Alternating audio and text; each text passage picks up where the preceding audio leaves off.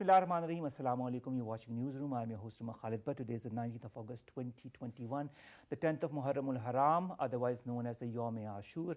And these are the stories that we'll be talking about during the course of our show. We'll begin with the whole day of Ashura, and of course the whole concept of sacrifice behind it. Have we learned from the sacrifices of our elders who laid down their lives in the valley of Karbala on this very day 1400 years back? We'll have to talk about in detail about whether this message that went across those hundreds of years ago is still relevant in this day and age in between the Muslim Ummah, and what needs to be done by us as a nation, as a Muslim Ummah. We have also had messages from Prime Minister Imran Khan and the President of Pakistan on the occasion, and also there have been mourners who have taken out processions all across the country in a very regular manner, whether it be Karachi or Islamabad or Lahore. Then, ladies and gentlemen, we'll go to our second segment, and the second segment concerns the latest developments as far as Afghanistan is concerned.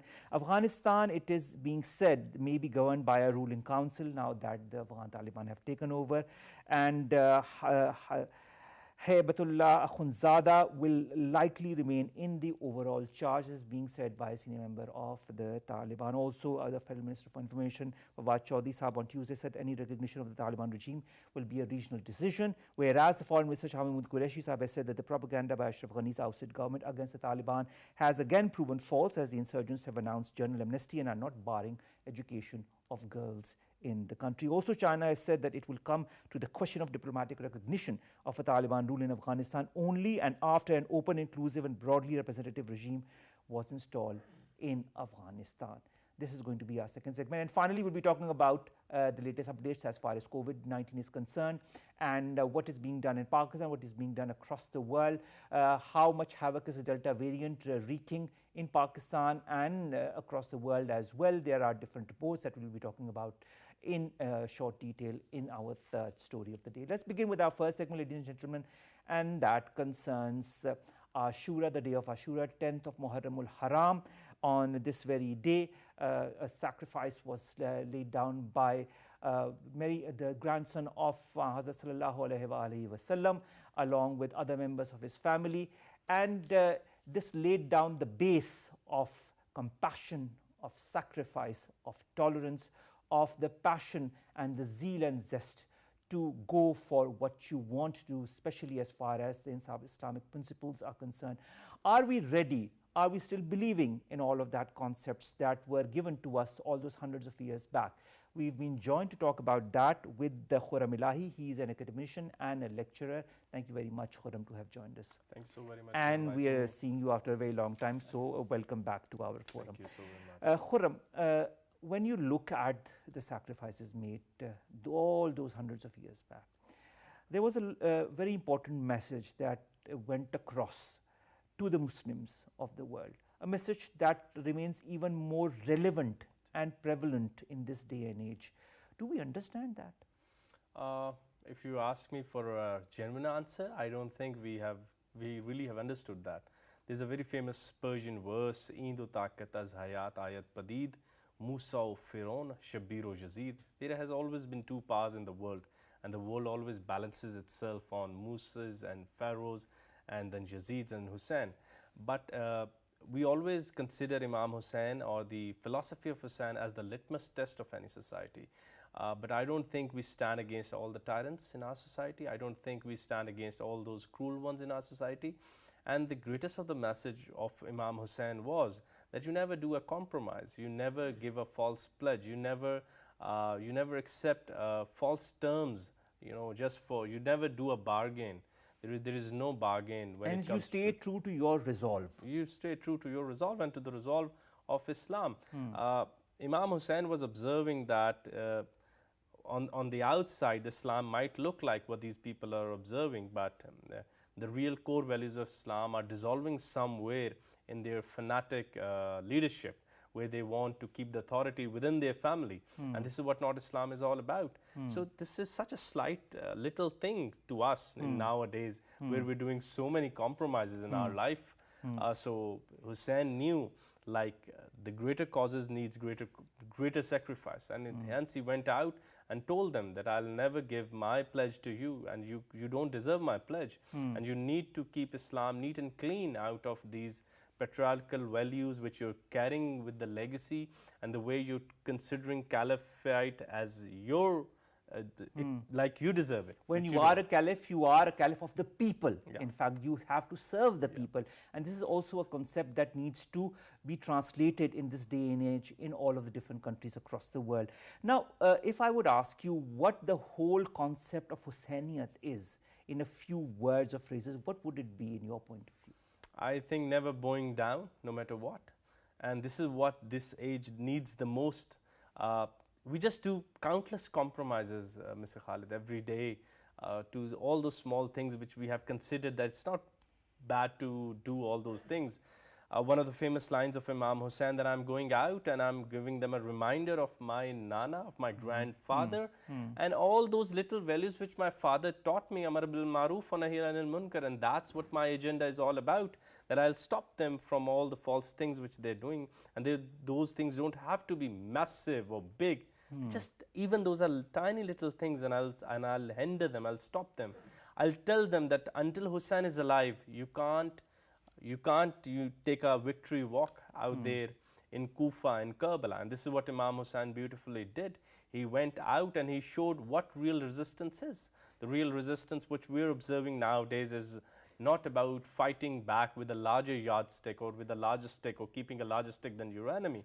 But Hussain taught like how the resistance can be lived in eras and ages, and that was when there's another famous verse of Iqbal which is translated in English, that we still live the takbir, we still live the Allahu Akbar of Hussain. We're still listening to the echo of that one takbir from Karbala, which we are trying to copy in our lives, with a small takbir which was without a compromise, without any hint of slavery, without any hint of bowing down to a tyrant leader who was just keeping, who was actually a wolf and trying to show himself as a sheep, and he was not. And this is where everything of Islam went wrong in the history. There's a famous verse of Iqbal, Gar sahibe hangama nahi mimbaro mehrab, di bandae momin ke liye maut hai ya khab. Religion either becomes a dream or death if you don't have the right leader in the mosque.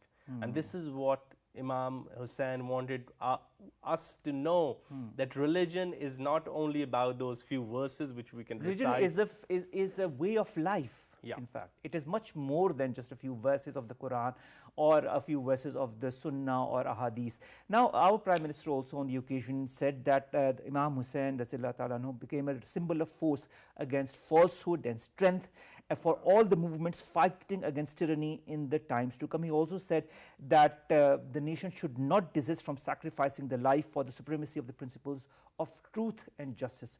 Truth, justice, the fighting against falsehood and all the movements against tyranny. How important do you feel in this day and age when you see around you and all of what you see on social media in the different countries across the world, how much of you see things that are happening that need to be fought with the same principle, with the same strength and zeal as Hazrat Imam Hussain fought so hundreds of years back? If you Google, you get a lot of literature that right now the world has been taken over by toxic leaderships. The same phenomena which Imam Hussain was fighting. They appear to be liberals or they appear to be Democrats, but inside they are toxic leaders who are narcissists, who are cynical, who want more power. They are not servant leaders. They don't want to serve first to the people they are following.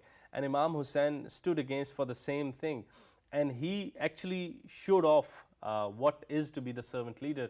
He was out there with his family, and like in 1980s the West came to know about these phenomena and they theorized that, and Imam Hussain actually did that in 1980s, that look, when you look at Yazid, he's not one of the leaders which Islam portrays, but in Islam the leader has to be the servant first, and this is where he has gone wrong. And apart from that, when we look at the neutral history, we see there are so many other things which were associated with Yazid which were not of Islam, yet there were slogans of Islam, yet there were chantings of azan coming out of his house, the mosque or his palace. This is again, we need to take a check again. We don't need more Abdullah bin Ubay in our societies. We don't need more Yazid in societies who might chant. But our societies are so full of people such as Certainly, Iqbal said, Kari nazar aata hai haqiqat mein Quran. Jab tak tere zamir pe na ho nazul kitab. Until you're only, reciting verses, you cannot declare yourself to be a Muslim. Because to be a Muslim, your batin, your inner self, there should be a particular peace out there. And that peace was with Hussain, that tranquility was with Hussain, that was not with Yazid. Hence, the history proved. If we take the Hegel's formula, the history proved that to the thesis of Yazid, the antithesis of Imam Hussain gave us the synthesis of the modern Islam, the real Islam, the Islam which resists tyranny, the Islam which resists cruel people like Yazid, which again are in our society. One thing which I missed with PMIK said, and as our teachers told us, Hussain is the litmus test. Whenever, in every day, you have the option to be the Hussain or the Yazid. Of course. And there are times when we witness people acting like Yazid in our community, and yet they claim to be from the clan of Hussain. And this can't be true at the same way. So we need to follow the ways of Hussain instead of only cramming those values. The time has arrived. We're already in 2021, the global world, the things are shifting, you cover that every day.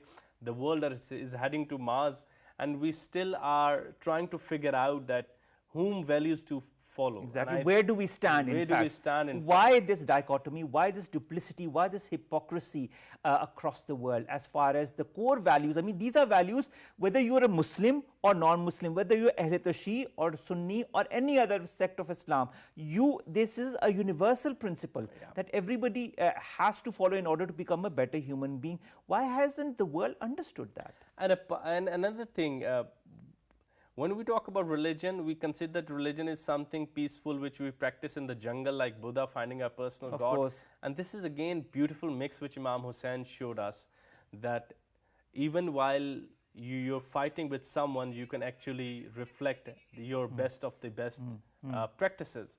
So coming back to the point which where I wanted, from the Devil's Parliament, which is Iqbal's very famous poem, the last advice or the suggestion which a devil gave to his followers, कि मस्त रखो ज़िक्र फ़िक्र सुबगाही में से, पुख्ता तर कर दो मिजाज खानकाही में से. Let them be happy in their passive mysticism. This is what Hussain told, that I'm a mystic, I'm a Sufi, I'm son of Ali, I'm grandson of Muhammad, but I don't shy to go out when it's required. My eye is as softer and my hand is as harder as the enemy. And I think this is something that we need to really understand in this day and age. We've also been joined by Professor Abbas Ali Shamili. He's an Islamic values educator at the International University. Sir, can you hear us? Professor Shamili, can you hear us? All right.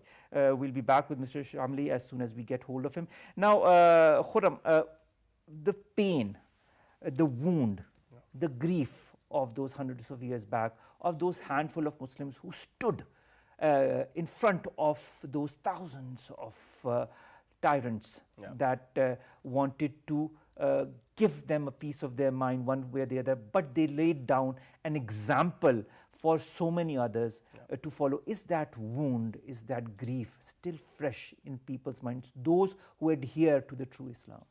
Certainly it is. It is very fresh, and it takes us back to Surah Baqarah verse 155, where God tells us that you'll be tested by fruits, by your children. I'll test you by sending you some hardships. You might be hungry for some few days. But Imam Hussain is the only entity in the world minimum which I know who went through all those tests which are given in Surah Baqarah verse 155 in one particular space-time.